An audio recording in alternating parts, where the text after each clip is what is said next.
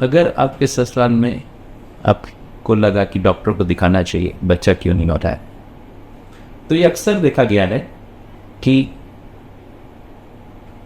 आपकी सासू माँ, मदर इन लॉ आपको बोलेंगे चलो हम लोग चलते हैं डॉक्टर के पास। तो ऐसे सिचुएशन में ये समझिए आप कि आप अकेले जाएं, मतलब सासू माँ के साथ या अपनी कोई रिलेटिव के साथ, या हस्बैंड को भी जाना चाहिए। इसका इम्पोर्टेंस क्या है तो मैं बताऊंगा आपको कि अकेले जाना चाहिए या हस्बैंड के साथ जाना चाहिए।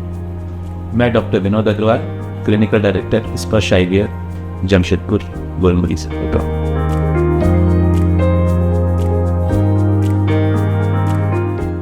बच्चा होने की प्रक्रिया जो होती है ना, ये आपको तो बहुत अच्छे से समझता है जब मैं बोलने वाला कि ये वाइफ हस्बैंड दोनों का इक्वल कंट्रीब्यूशन। तो अगर आप पहली बार जा रही हैं, हम लोग यही एडवाइस करते हैं पहला बार में why to waste that opportunity, क्यों दूसरा बार आपको वापस से जाना पड़ी। तो पहले बार में ही हस्बैंड को भी साथ में लेके गई, दैट इज वेरी इंपॉर्टेंट, क्योंकि हस्बैंड से भी डॉक्टर बहुत कुछ पूछेंगे। वहां हम लोग डायग्नोसिस बनाते हैं कि हस्बैंड में प्रॉब्लम है, ठीक, उनका भी चेकअप होता है, वाइफ का चेकअप भी होता है। लेकिन वैसे सिचुएशन में ये हम देखते हैं कि हस्बैंड और वाइफ जब हम हिस्ट्री लेते हैं, हम एग्जामिनेशन करते हैं, तब एक डायग्नोसिस ऑलमोस्ट हो जाता है टेस्ट के पहले कि कुछ प्रॉब्लम है कि नहीं। सिर्फ उस डायग्नोसिस को कंफर्म करने, उस समय डायग्नोसिस पुटअप नहीं करते हैं क्योंकि हमारे पास साइंटिफिक प्रूफ नहीं होता। तो हस्बैंड का भी जाना उतना इंपॉर्टेंट।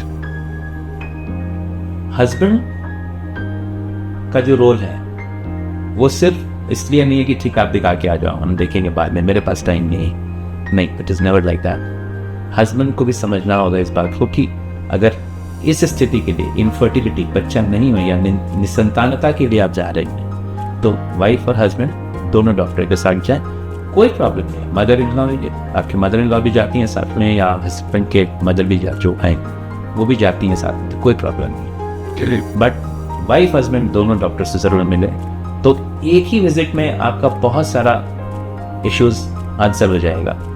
नहीं तो job will be half done.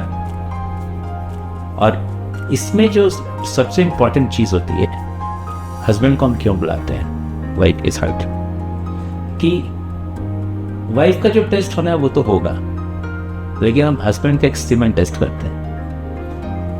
अगर उसको कोई फिजिकल प्रॉब्लम नहीं है शादीशुदा लाइफ में, और अगर उसका सीमेन टेस्ट, एक सिंपल टेस्ट, सीमेन टेस्ट उसका नॉर्मल आता है, देन इट इज डन। उसके बाद हमको ट्रीटमेंट स्टार्ट करने तक के लिए हस्बैंड की जरूरत नहीं पड़ती।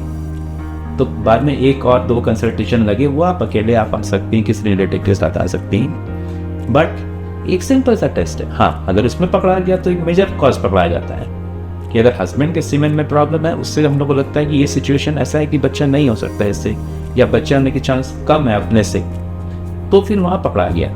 साथ ही साथ वाइफ को टेस्ट करते हैं, ऐसा नहीं है हस्बैंड में पकड़ा गया तो वाइफ में भी प्रॉब्लम है। वाइफ का जो बेसिक टेस्ट है, जो मैं आपको नेक्स्ट वीडियो बताऊंगा कि क्या टेस्ट होती है, तो वो करना जरूरी होता है। बेसिक टेस्ट कर लिया, दोनों ठीक है, नो इश्यूज, हम बताते हैं क्या करना है। और अगर उसमें कुछ हस्बैंड का पकड़ा गया तो फिर उनका क्यों हो रहा है हिस्ट्री वाइज, तो उसका क्या इंपॉर्टेंस, हम क्या क्या पूछते हैं, वो मैं अपने नेक्स्ट वीडियो बताऊंगा। लेकिन इसमें हस्बैंड का जरूरी है, क्योंकि सिंपल सा टेस्ट वो आपको बता देगा कि हस्बैंड में प्रॉब्लम है कि नहीं। तो वाइफ और हस्बैंड दोनों मिले डॉक्टर से अपने फर्स्ट विजिट में, क्योंकि वाइफ भी कंफर्टेबल रहेगी हस्बैंड के कंपनी में, और जो भी क्वेश्चंस होते हैं हमारे एज अ फर्टिलिटी कंसल्टेंट्स, तो काफ़ी कॉन्फिडेंशियल क्वेश्चंस होते हैं, तो both are equally comfortable to answer this.